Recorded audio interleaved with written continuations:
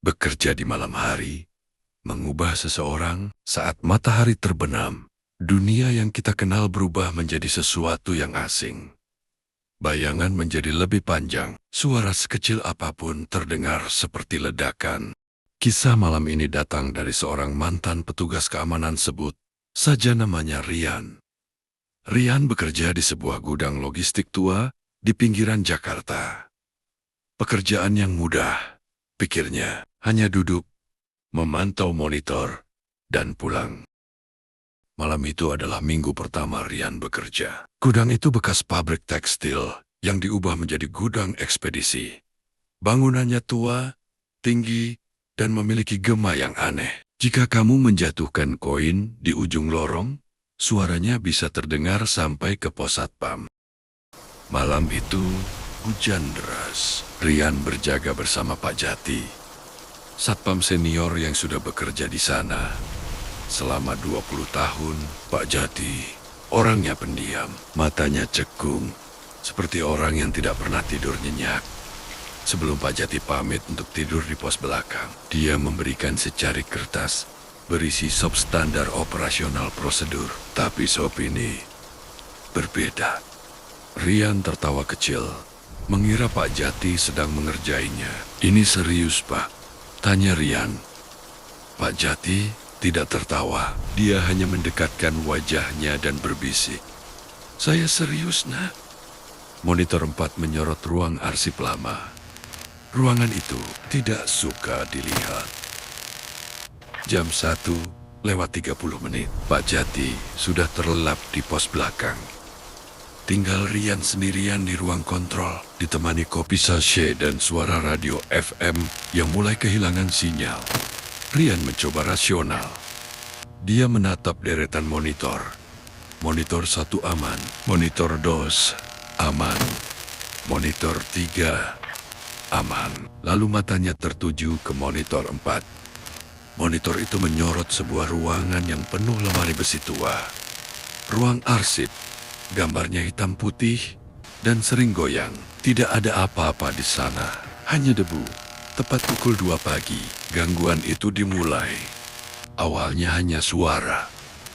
Duk, duk, duk, seperti seseorang memukul tembok dengan palu karet. Pelan, tapi ritmis. Rian mengecek sumber suara. Monitor aman, tapi suara itu makin jelas.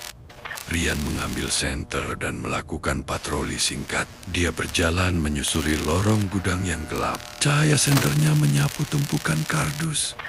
Saat Rian sampai di depan pintu ruang arsip lokasi monitor 4, dia berhenti. Pintunya terkunci gembok besar dari luar. Berkarat. Artinya, tidak mungkin ada orang di dalam. Mustahil.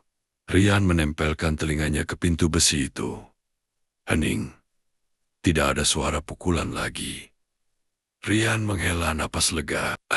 Cuma tikus, pikirnya. Tapi saat dia berbalik badan untuk kembali ke pos, dia mendengar suara itu lagi. Kali ini bukan pukulan, tapi suara gesekan kursi yang ditarik di lantai keramik. Seriit. Suara itu jelas berasal dari dalam ruangan yang digembok itu.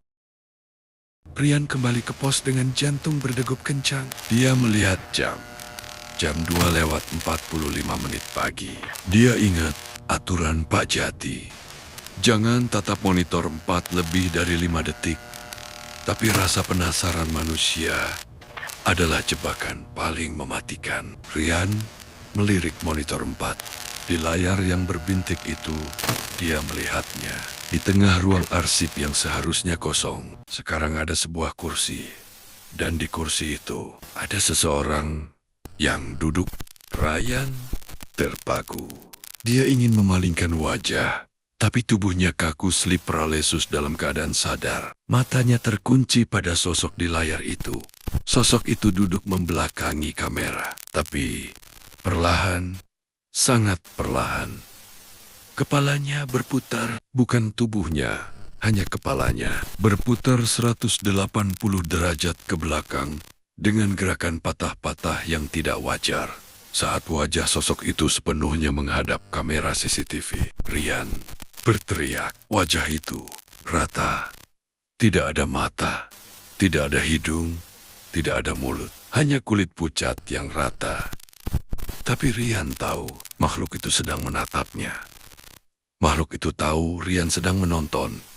Tiba-tiba, sosok itu berdiri dan berlari, mendekat ke arah kamera CCTV dengan kecepatan luar biasa. Listrik padam, gelap gulita. Rian menyalakan senternya dengan tangan gemetar.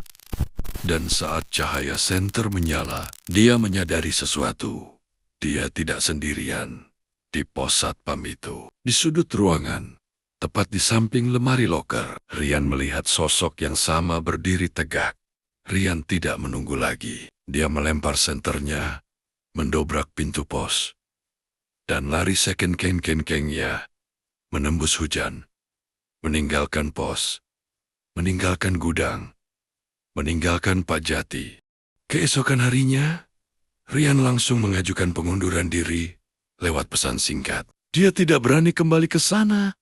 Bahkan untuk mengambil sisa gajinya, Pak Jati sempat meneleponnya sekali. Dia hanya berkata, "Sudah Bapak bilang kan?" Jangan dilihat. Sekarang dia sudah tahu wajahmu.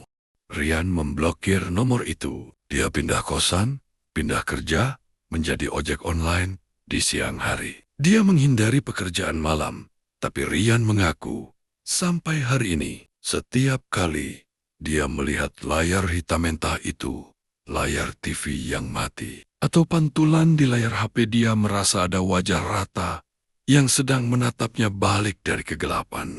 Pesan moral cerita ini sederhana.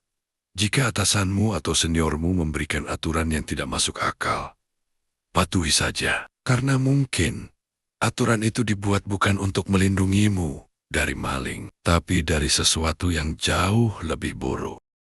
Sampai jumpa di mimpi buruk berikutnya.